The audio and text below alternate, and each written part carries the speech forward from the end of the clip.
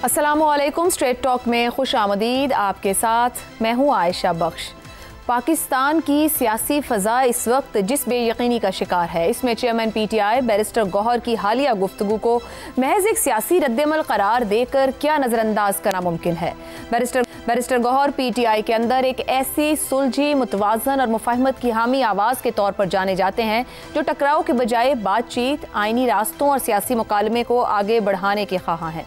Barrister Gauhar का यही तर्ज सियासत PTI के जारहाना हलकों, खुसूसन सोशल मीडिया पर उन पर मुसलसल तनकीद का बायस बनता है।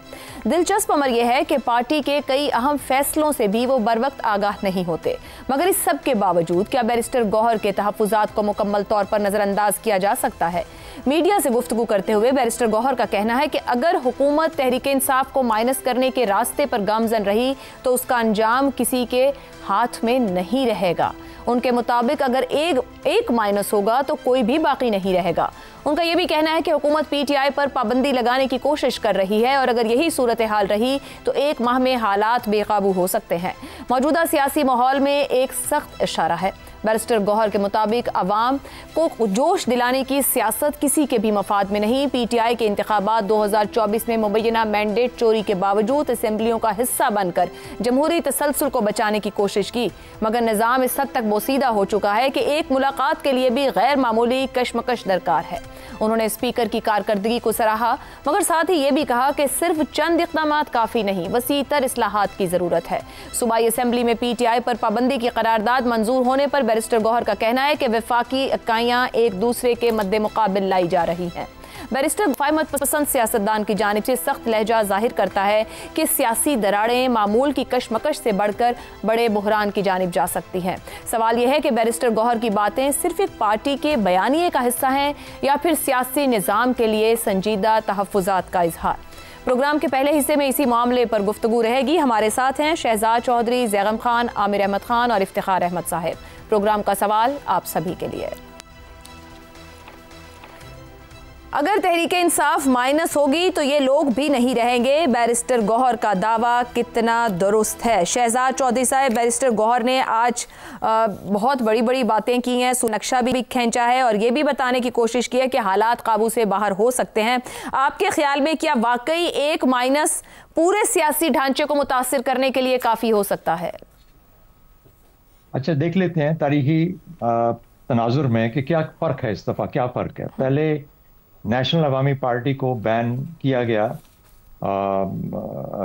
तो उसकी बजाय ANP बन गई, लेकिन उसने एक नई शक्ल इख्तियार कर ली।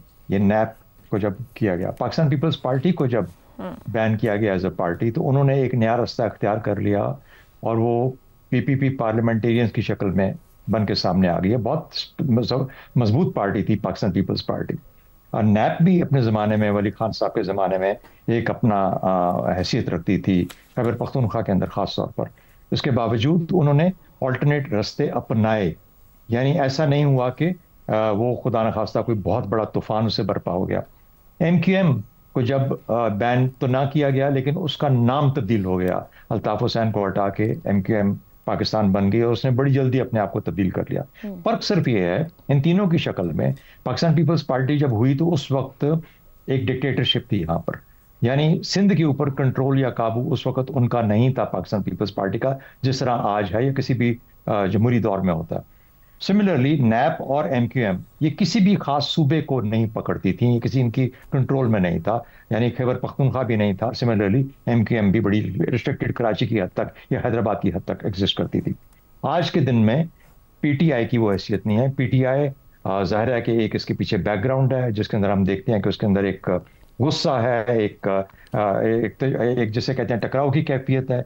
साथ ही साथ एक सूबे को भी रन कर रही है, सूबे का कंट्रोल उनके नीचे है और सूबे के लोग भी बड़े सेंसिटिव हैं इस मामले के अंदर, जिस तरीके से कि उनको लगता हो शायद कि उनकी जो पार्टी है उसको मौका नहीं दिया जा रहा अपना काम करने का, या उनके लीडर किसी के साथ जाती हो रही है वगैरह वगैरह। तो ये फर्क है उन सूरतों के अंदर जिसमें कि हमने पहला तजर्बा किया और जो आज का तजर्बा है। एक तो ये चीज़ होगी, इसकी वजह से ये मामला सेंसिटिव ज़रूर बन जाता है। दूसरा, लेकिन साथ ही साथ देख लेते हैं कि इससे पहले जो PTI के साथ मामला हुए हैं उसके अंदर PTI का रवैया कैसा रहा। मिसाल के तौर पे बल्ला छिन गया, मिसाल के तौर पे इलेक्शंस हुए और बहुत मेजर इलेक्शंस हुए, लेकिन उसके अंदर उनकी कोई हैसियत, कोई पहचान नहीं थी। और उनके हाथों से, उनकी नज़रों के नीचे से उनका निशान और उनकी पार्टी को हटा दिया गया, नाम ही खत्म कर दिया गया इलेक्शंस की हद तक। बल्ला भी छिन गया और वो भी छिन गया।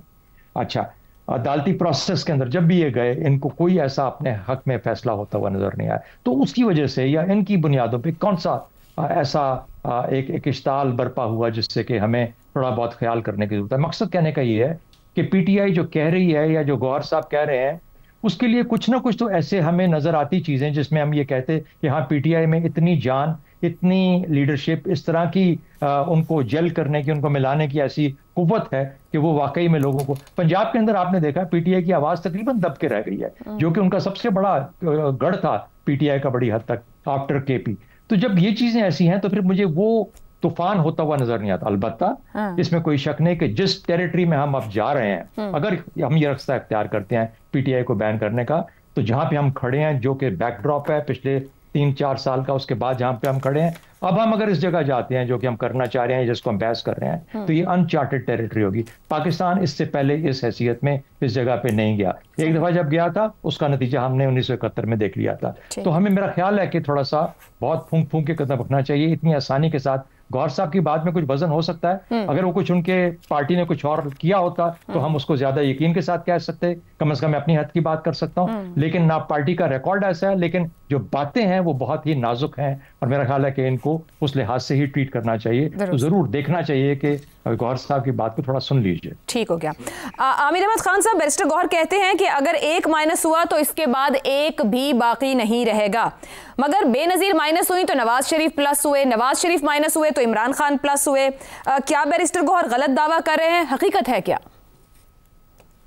आयशा, आपने शुरू में बैरिस्टर गौहर को जब आप इंट्रोड्यूस कराई था, आपने कहा कि वो एक सुलझे हुए आदमी है निस्बतन, और उसमें मेरा ख्याल है कोई शक नहीं है कि बाकी बहुत सारे पीटीआई के रहनुमाओं के मुकाबले में उनकी सोच में ज्यादा ठहराव पाया जाता है, ज्यादा तजर्बा पाया जाता है। लेकिन मुझे ये समझ नहीं आती कि इस बात का मतलब क्या है। मुझे तो लगता है कि ये सिर्फ हत्याकारों की दुकान गर्म करने के लिए इस तरह की बातें कर देते हैं, क्योंकि अगर आप इस स्टेटमेंट को देखें ना, अगर एक माइनस हुआ तो कोई भी नहीं रहेगा, इसके अंदर जो की वर्ड है वो है माइनस का। अब ये कोई जमा तफरीक का सवाल नहीं है कि 10 - 8 = 2, राइट? ये सियासत है। आप मुझे ये बताएं कि माइनस होता कैसे है सियासत में कोई? ये तो बातें है, हर सूरत हाल के 2-3 की बुनियादी होती है ना कि जी क्या करना है, कैसे करना है और किस मकसद के लिए करना है। इसमें क्या करना है? ठीक है, पीटीआई को बैन करना है। किस मकसद के लिए करना है? ताकि इमरान खान किसी के लिए भी कोई सियासी खतरा ना रहे अपने सियासी मुखालिफिन के लिए। कैसे करना है इसका सवाल, इसका जवाब किसी के पास नहीं है, और इसलिए नहीं है आशा कि इस सवाल का जवाब है ही कोई। सियासत में इस सवाल का कोई जवाब नहीं है। अब हमें तारीख में जाने की जरूरत नहीं है, हालांकि आप जाएं तो जैसे अभी शहजाद साहब कह रहे थे, आपको बेमिसाल बहुत सारी आपको इस तरह की मिसालें मिलती हैं जहां पर ये कोशिशें की गई और उनका कोई लॉन्ग टर्म में कोई नतीजा नहीं मिलता।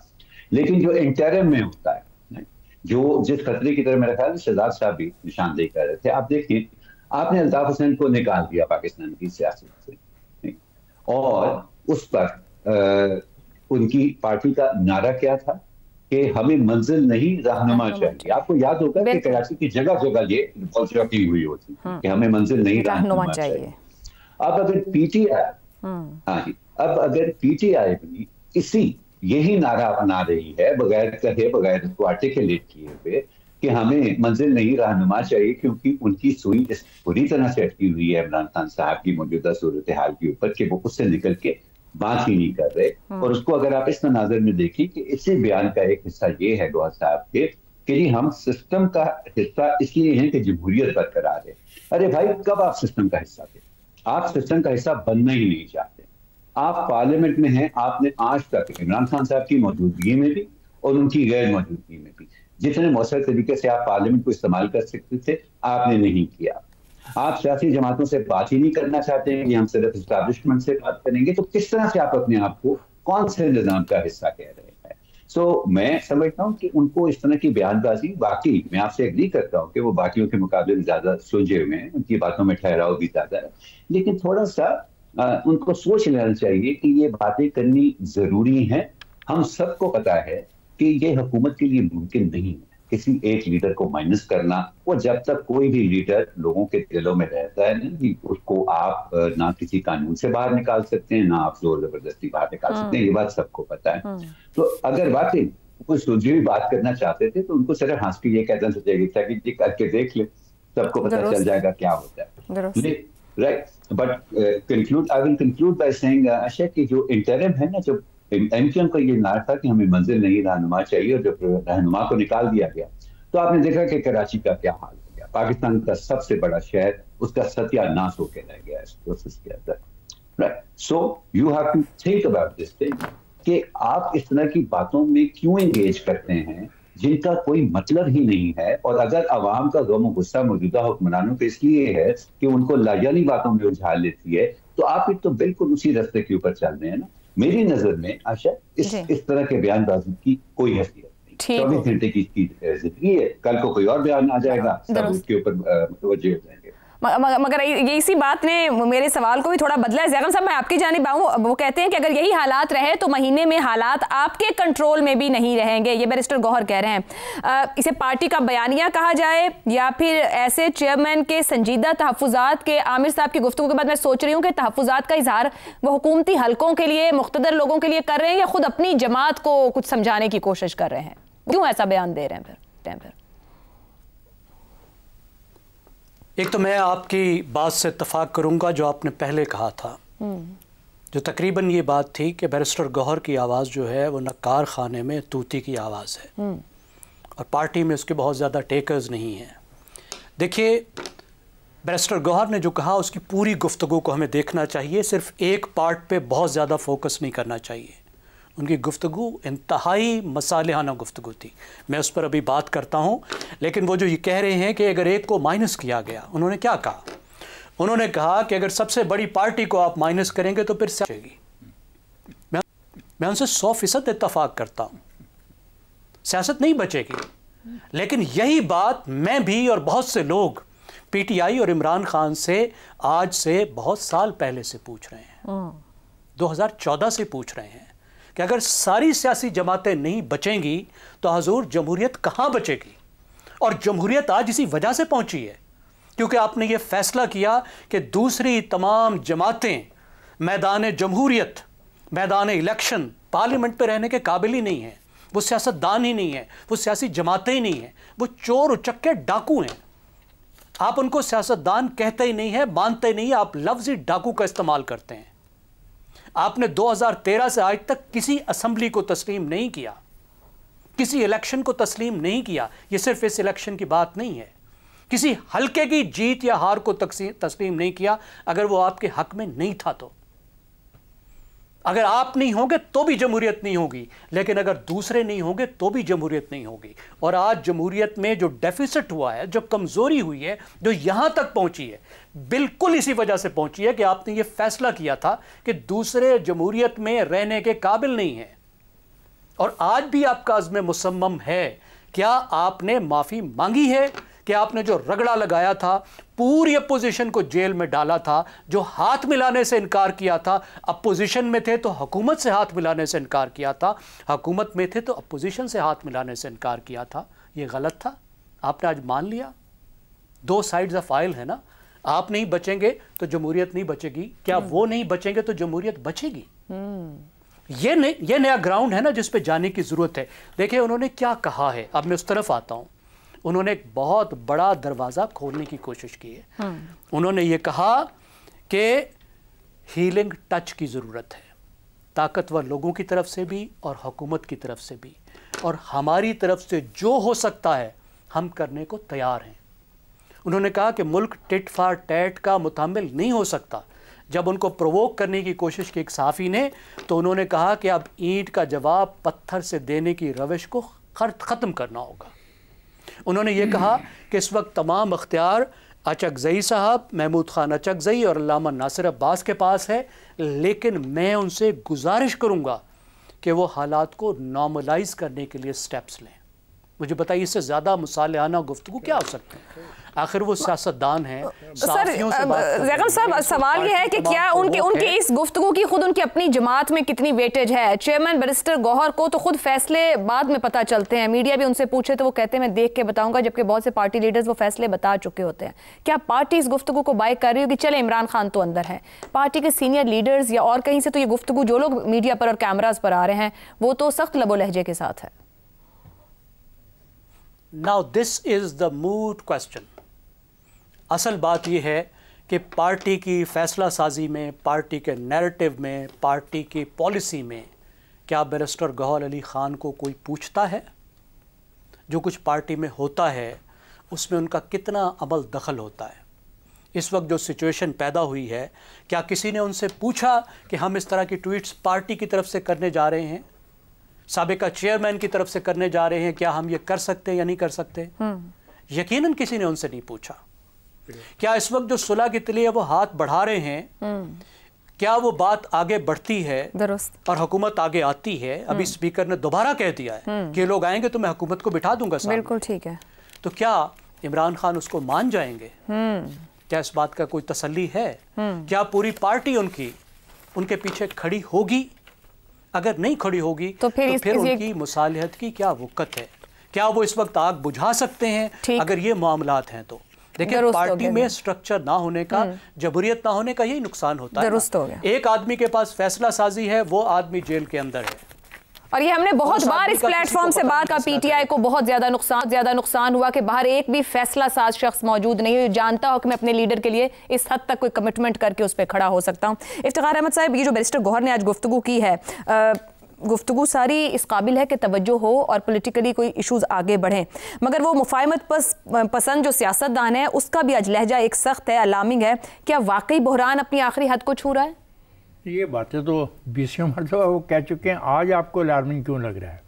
और जो ज़ैगम साहब ने बात की, जो शहजाद साहब ने बात की, और जो हमारे दोस्त हैं अमर साहब ने बात की, वो सारी बातें भी तो इकट्ठी कर लेना। और वो है जवाब इन साहब की आज की तकरीर का या आज के प्रेस कॉन्फ्रेंस का। यानी जब हालत ये हो जाए कि मंजर नहीं लीडर चाहिए, तो बड़ा अच्छा फ्रेम किया है इस इशू को हमारे दोस्त आमिर ने। क्या नतीजा निकला वहाँ पे? क्या नतीजा निकला? और यहाँ भी ये है कि बानी की रिहाई के अलावा कुछ चीज़ पर बात करने को कोई तैयार ही नहीं है कि टर्म्स एंड कंडीशन सारी के सारी वो हों जिसमें बानी को रियायत मिले। उन्होंने ऐसे न करें। और फिर ये बात जो है ये बड़ी इंपॉर्टेंट है, ये हमारे एक दोस्त ने कही कि सेनेट, कौमी असम्बली, सूबाई असम्बली में ये मौजूद थे, तो इनका रोल वहाँ पे क्या है? किस चीज़ पे इन्होंने आवाम की ख्वाहिशात की तर्जुमानी की हो? इन्होंने वहाँ भी यही किया, बैनर उठाए और बानी को रिहा करो। तो सर फिर तो वही है ना कि एक तरफा ही एक शख्स के लिए ही सियासत हो रही है, और फिर ये धमकी अमेज बयान देना कि 1 माह में हालात बेकाबू हो जाएंगे। तो क्या हो जाएगा 1 माह में? क्या हालात बेकाबू हो जाएंगे? आपने वो तमाम तकारीर की, आपके बानी ने जिस वक़्त उनके खिलाफ वोट ऑफ नो कॉन्फिडेंस हुआ, उन्होंने जितने जलसों से खिताब किया, उन सारे जलसों के अंदर उन्होंने जिन ख्यालात का इजहार किया, जिस एग्रेसिव टोन को अख्तियार किया, जबकि कुछ भी नहीं था, उन पर कोई पुलिस का दबाव नहीं था, कोई गिरफ्तारियां नहीं थी, कोई छापे नहीं थे, कुछ नहीं था। तो उस वक्त वो क्या कह रहे थे? देखें, एक बात बड़ी क्लियर है, आज फिर स्पीकर ने जो ऑफर की है वो है इब्तिदा। अगर बात करनी है पाकिस्तान की बका के लिए, सियासत की बका के लिए, तो फिर वहां से शुरू होगी बात। ठीक है, वो हम अगले हिस्से में बात करें। और जब वो बात नहीं करेंगे तो फिर तो ये क्या है? ये तो 20 मरतबा हम सुन चुके हैं, और इससे ज्यादा खौफनाक बातें की गई हैं और रोज की जाती हैं। ये अफसोसनाक है। देखिए, याद रखें, आपने 2 असेंबली तोड़वा दी, क्या मिला आपको? फिर आपने कहा कमेटियों से बाहर निकलो, क्या मिला? ये सियासी रवैया है? इस वक्त कौन दोस्त कहता है ये सियासी रवैया है? मैं उसके साथ अगरचे मैं इतना पढ़ा लिखा आदमी नहीं, लेकिन मैं उसके साथ डिबेट करने को तैयार हूँ कि ये रवैया खुद बहुत खौफनाक रवैया है कि पार्लियामेंटों में यकीन मत रखो, इलेक्टेड जो इदारे हैं उनमें यकीन मत रखो, उनमें मत बैठो, उनमें बैठ के बात ना करो और एक जेल के गिर बाहर आके घेरा करने की कोशिश करो। वो भी आपने किया। आपने तो इसके लिए क्या मशीनरी भी आपने इस्तेमाल कर ली रियासत की। ठीक, ओ खुदा का खौफ करें भाई, ये आपका भी मुल्क है, ये मेरा भी मुल्क है। आप भी यहाँ पे सियासत करेंगे और दूसरी जमातें भी यहीं पे सियासत करेंगी अगर आपने अपने रवैये में कुछ रवैये में लचक पैदा की और सियासी रास्ता अपनाया। क्यों नहीं आपका आया चीफ मिनिस्टर? ठीक हो गया। अब समझ आ रही है ना? तो नुकसान के बाद समझ आने का फायदा कोई नहीं होगा। और मेरी बात सुनने, हाँ जी, अगर कोई ऐसी हरकत हुई आई विल अपोज इट। पार्टियों को बैन करने की मैं हमेशा मुखालफत करता हूँ। इसी जगह से 2 साल पहले भी मैंने यही कहा था, आज भी मैं ये कहता हूँ, लेकिन उन पार्टियों में रहने वालों को भी तो सियासत करनी चाहिए। ठीक हो गया जी। यहाँ पर एक ब्रेक ले वापस आएंगे तो बात करेंगे 4 कदम आगे मगर 40 कदम पीछे। जितने कदम पीछे गए ये फासला अब क्या तय हो पाएगा इस ब्रेक के बाद। प्रोग्राम में एक बार फिर खुशामदीद। स्पीकर कौमी असम्बली अयाज सादिक ने एक बार फिर पाकिस्तान तहरीक इंसाफ को मुज़ाकरात की दावत दी है। अयाज सादिक का कहना है कि सियासत तभी चलती है जब सब बैठ कर बात करें। पाकिस्तान है तो हम सब हैं, मगर अफसोस यह है कि अपोजिशन हर मरतबा उम्मीद की बजाय मायूसी देती है। स्पीकर ने वाज़ेह किया कि अफवाज पाकिस्तान अदलिया और रियासत के बुनियादी सतूनों के खिलाफ बयानात बर्दाश्त नहीं किए जा सकते। फौज ने मुल्क की इज्जत आलमी सतह पर बुलंद की, कुर्बानियां दी और ऐसे इदारे पर उंगली उठाना बाइसे शर्म है। अयाज सादिक ने दावा किया कि वह मुज़ाकरात के लिए 4 कदम आगे बढ़े हैं मगर सियासी फ़ज़ा के बायस 40 कदम पीछे जाना पड़ा, जो खुद इस बात का इशारा है कि सियासी कशीदगी किस सतह पर पहुंच चुकी है। असल सवाल यह है कि जब स्पीकर खुद ये तस्लीम कर रहे हैं कि माहौल इस कदर ख़राब हो चुका है कि पेशरफ्त मुमकिन नहीं रही, तो फिर क्या वाकई मुज़ाकरात हो पाएंगे?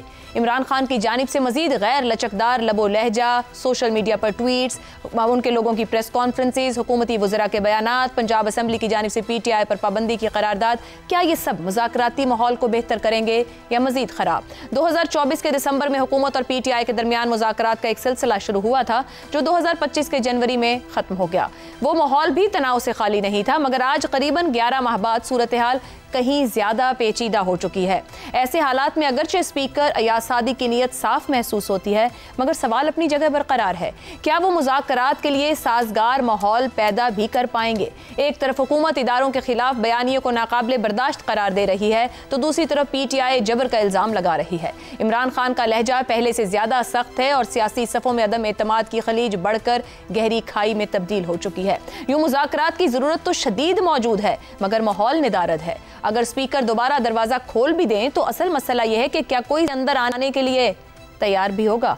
मौजूदा फिजा में मुज़ाकरात एक तजवीज़ नहीं, कौमी ज़रूरत है, लेकिन वो ज़रूरत उस वक्त तक पूरी नहीं हो सकती जब तक सियासी क़यादत तलखी को कम करने के लिए पहला कदम ना उठाए। इसी पर गुफ्तगू रहेगी। पैनल के लिए सवाल। मुज़ाकरात के लिए 4 कदम आगे बढ़ा मगर सियासी फ़ज़ा के बायस 40 कदम पीछे जाना पड़ा। स्पीकर अयाज सादिक की मुज़ाकरात की दावत मगर हालात की तलखी का भी एतराफ़। क्या मौजूदा स्टेलमेट में मुज़ाकरात का अमल शुरू हो पाएगा? ज़ैगम साहब। देखिए, मुज़ाकरात नहीं ऐसा तो क्या होगा? क्या PTI इनकलाब लेकर आएगी, रियासत पे कब्ज़ा कर लेगी?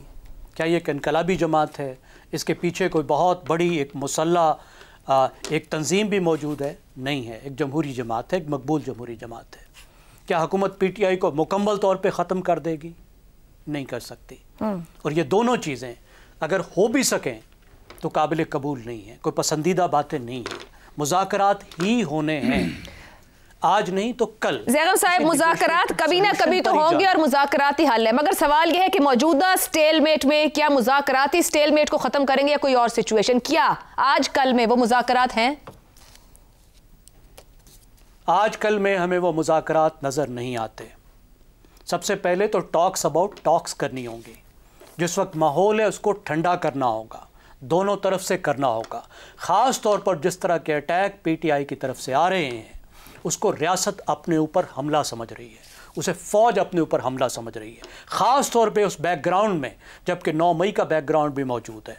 उसमें यह समझा जा रहा है जब तक पीटीआई और उसका जो सोशल मीडिया है और सोशल मीडिया के अकाउंट और वो अकाउंट जो पार्टी के सरकारी अकाउंट तस्वुर किए जाते हैं, जो इमरान खान का अपना ऑफिशियल अकाउंट समझा जाता है, जब तक वहाँ से जो आग उगली जा रही है वो कम नहीं होगी और उसके साथ साथ हुकूमत भी एक कदम पीछे नहीं बढ़ेगी तो घटेगी तो हम आगे जा ही नहीं सकेंगे।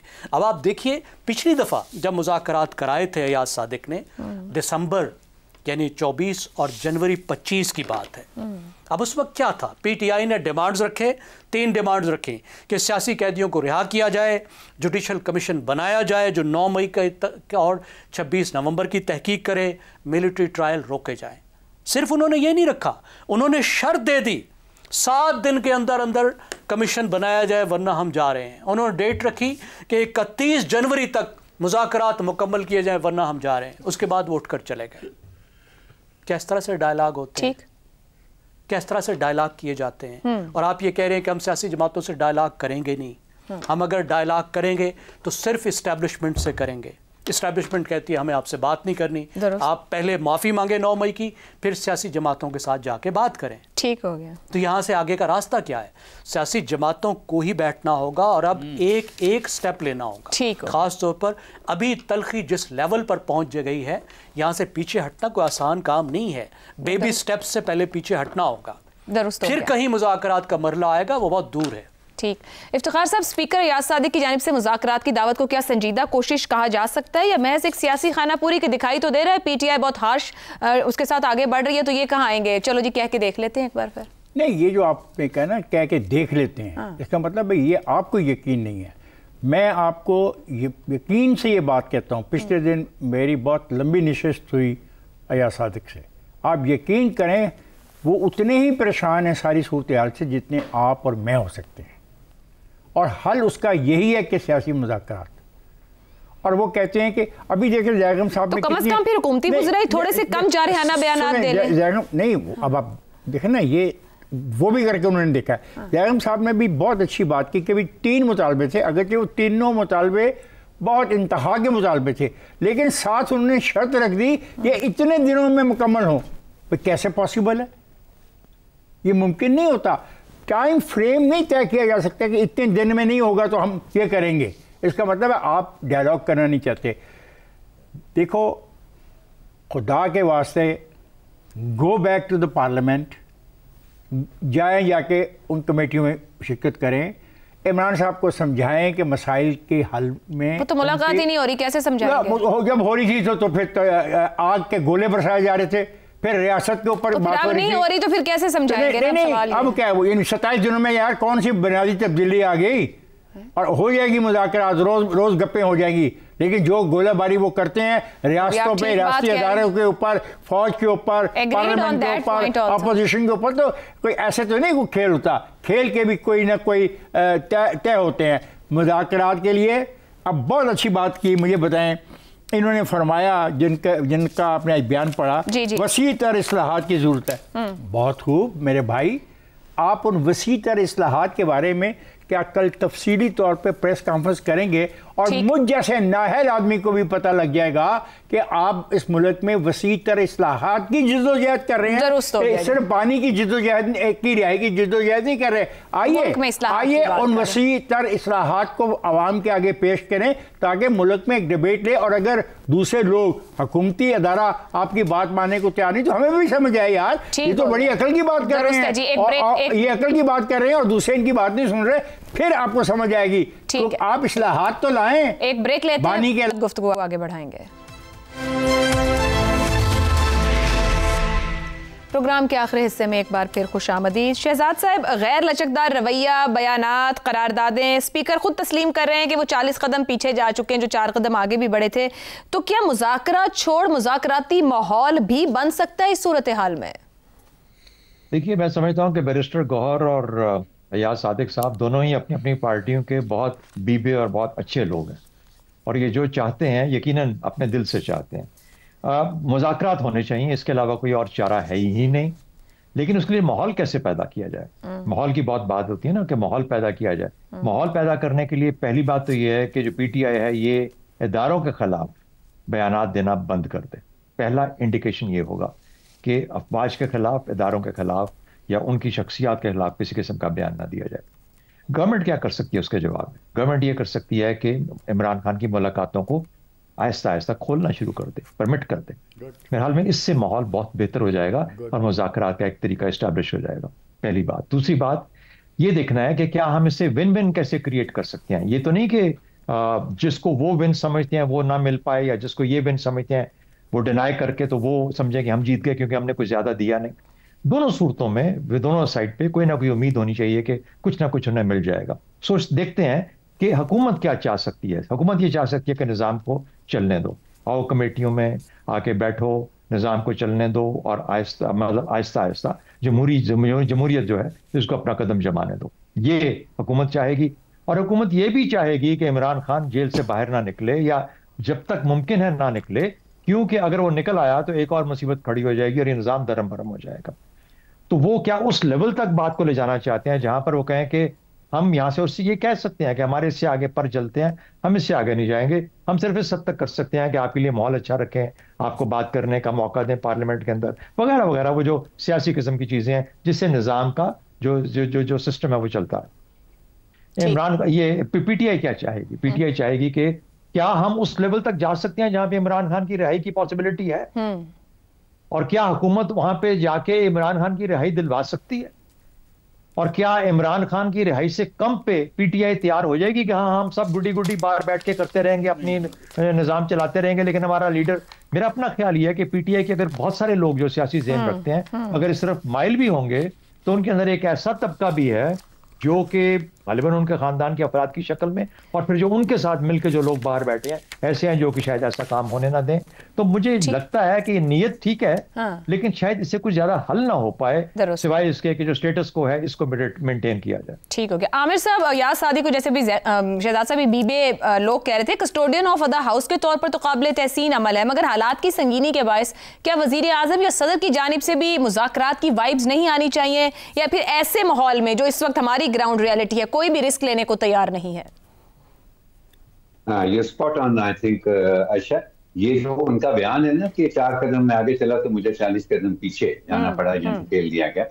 मैं जब से मैंने देखा है मैं ये सोच रहा हूँ कि ये 40 कदम उनको पीछे किसने धकेला, क्योंकि ये कहना तो देखें बड़ा आसान है ना कि पीटीआई के रवैये की वजह से वो 40 कदम उनको पीछे जाना पड़ा, या पीटीआई ने उनको जगह ही नहीं दी, वो 4 कदम आगे जो आए थे और थोड़ी जगह बनाते वहां पे पीटीआई ने उनको मौका नहीं दिया। देखिए ये कहना आसान है, लेकिन हुकूमत में बड़ी जान होती है। सो मैं ये मान नहीं सकता कि अगर वो 40 कदम उनको पीछे धकेलने में चले, पीटीआई ने उनको 25 कदम पीछे धकेला होगा, लेकिन मुझे लगता है कि 15 कदम जो है ना वो उनको अपनी हुकूमत की, अपनी पार्टी की वजह से भी पीछे जाना पड़ा था।